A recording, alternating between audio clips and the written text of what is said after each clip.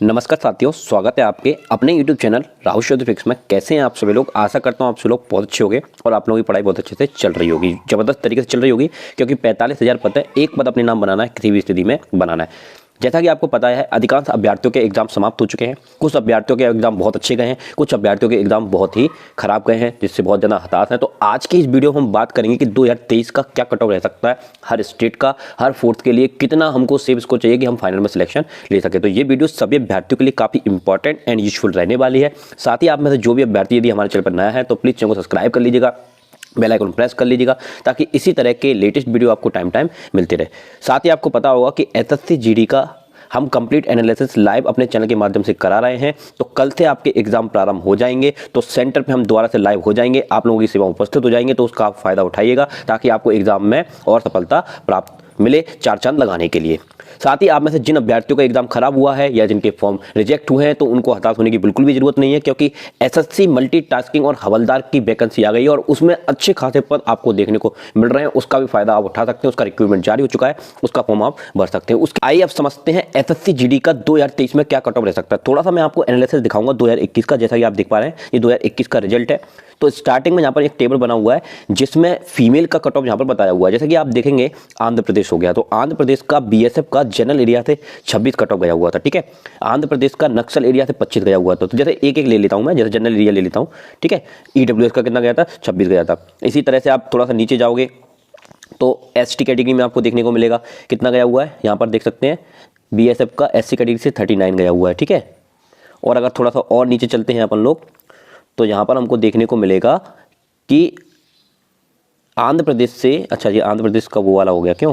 थोड़ा सा नीचे और चलते, थोड़ा एक्चुअली क्या है, चार्ट बहुत बड़ा है। आंध्र प्रदेश से एसटी कैटेगरी का कितना गया था? बीएसएफ का 44 गया हुआ था, ठीक है। और थोड़ा सा नीचे चलते हैं, ओबीसी का भी चेक कर लेते हैं। तो ओबीसी का कितना गया हुआ था? देख सकते हैं आप, 43 गया हुआ था, ठीक है। और अगर हम और नीचे चलते हैं तो हमको पता चलेगा कि जनरल का कितना गया हुआ था। तो आप यहाँ पर देख सकते हैं 46 गया था। तो मतलब 40 से थोड़ा सा ही प्लस हुआ है जनरल का, बाकी सबका थोड़ा सा नीचे ही रहा है। ज़्यादा हमको कट ऑफ देखने को नहीं मिला। ये किसकी बात की मैंने? आंध्र प्रदेश की बात की। अब इसी तरह से अगर आप बड़े राज्यों की बात कर लेंगे, जैसे असम की बात कर लो, चलो असम से भी बहुत बच्चे कमेंट करते हैं। तो असम की अगर हम बात करें तो असम का कितना कट ऑफ गया हुआ है? देखो, ईडब्ल्यूएस का बीएसएफ के लिए 27 केवल, ठीक है। फिर पहले थोड़ा एनालिसिस देख लो, उसके बाद मैं आपको बताऊंगा कट ऑफ क्या रहेगी, ओके। उसके बाद आप देखिए यहाँ पर जनरल का कितना गया हुआ है बीएसएफ के लिए, जनरल एरिया से 38, केवल 38 में सिलेक्शन, देख सकते हैं आप। अगर हम बिहार की बात करें तो बिहार का आप देख सकते हैं जनरल एरिया से ईडब्ल्यूएस का 62 गया था। और अगर हम थोड़ा सा नीचे चल के इसको थोड़ा सा नीचे लेकर जाते हैं, तो हम जहाँ पर देखेंगे कि बिहार से एससी कैटेगरी से बीएसएफ का जनरल का 47 गया हुआ है, ठीक है। और अगर आप थोड़ा सा और इसको ऊपर की तरफ ले जाएंगे तो एसटी कैटेगरी में आपको बीएसएफ का यहाँ पर देखने को मिल सकता है 63, वो बीएसएफ का, ठीक है, नक्सल एरिया से, ओके। ओबीसी का देखेंगे तो आप कितना गया है? 63, मतलब ऑलमोस्ट 60 या 65 के बीच में यहाँ पर कट ऑफ रहा है, ठीक है। इसी तरह से आप हर राज्य का यहाँ पर देख सकते हैं, आपके पास चार्ट भी पड़ा होगा, ठीक है। अब मैं आपको बताता हूँ कि 2021 में इसको देखते हुए, देखो यहाँ पर, चलो कुछ चीज़ें पहले मैं आपको बता देता हूँ।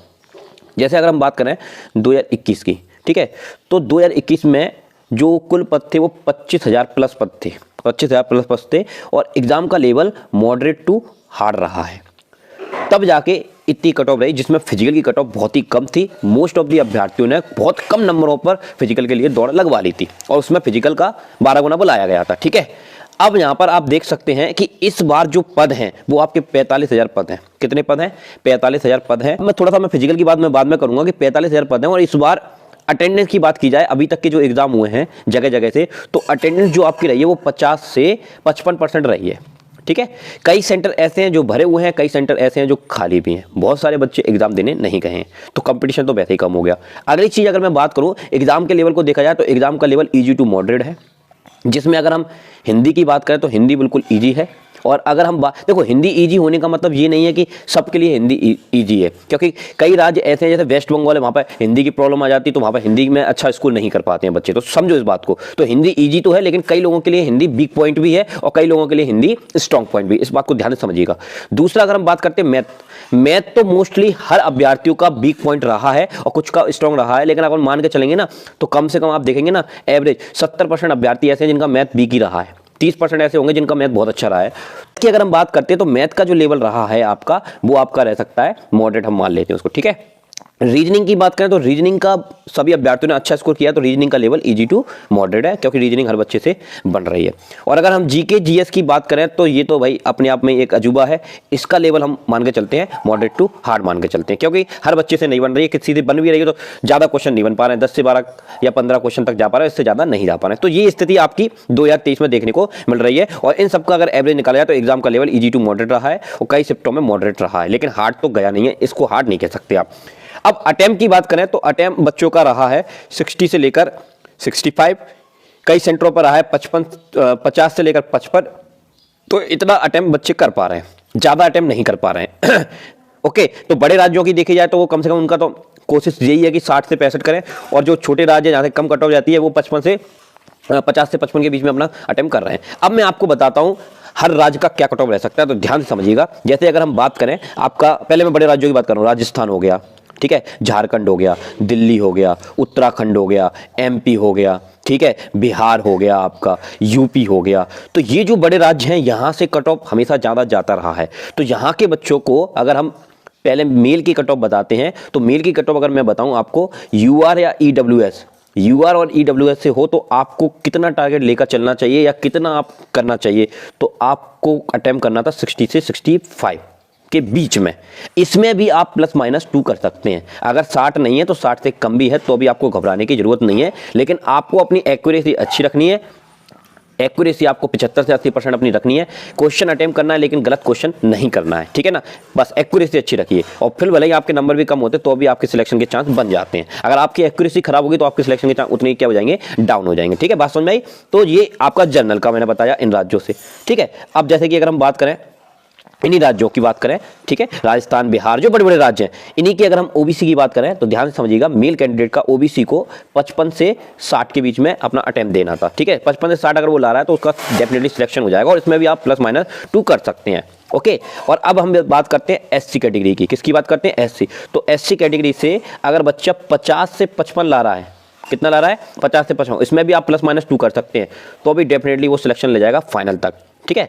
और अब हम बात करते हैं एसटी कैटेगरी की इन्हीं राज्यों से, तो 48 से 54 के बीच ला रहा है, उसमें भी आप +- 2 करते हैं तो भी वो सिलेक्शन ले जाएगा। तो ये कट ऑफ रहेगी इन बड़े राज्यों से। तो जो बच्चे घबराए हुए हैं ना कि अरे नहीं हमारा नहीं हो पाएगा यार, जी कर क्या रहा है वो कर, ऐसा बिल्कुल भी नहीं है। डींगे मारने वाले बच्चे सेंटर पे हमको बहुत मिलते हैं, लेकिन एक्चुअल में इतना नहीं होता है। और जब वो धीरे से चुपके से कट ऑफ देखते हैं ना तो उनको यही पता लगता है कि हाँ भाई ठीक ही जाएगी, ज़्यादा जाना नहीं जा सकती। ये बात ध्यान रखना, ठीक है। अब मैं बात कर लेता हूँ फीमेल की।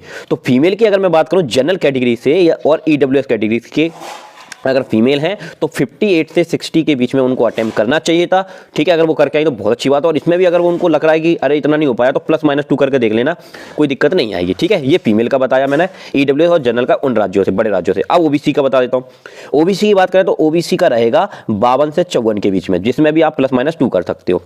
एससी की बात करें तो एससी का रहेगा 48 से 51 के बीच में, इसमें भी आप +- 2 कर सकते हो, 48 से 51 के बीच में, ठीक है। और अब बात करते हैं एसटी की, तो एसटी का रहेगा 45 से 50 के बीच में, जिसमें भी आप +- 2 कर सकते हो अगर आप इन राज्यों से हो फीमेल, ठीक है। बात समझ में आ गई अच्छे से।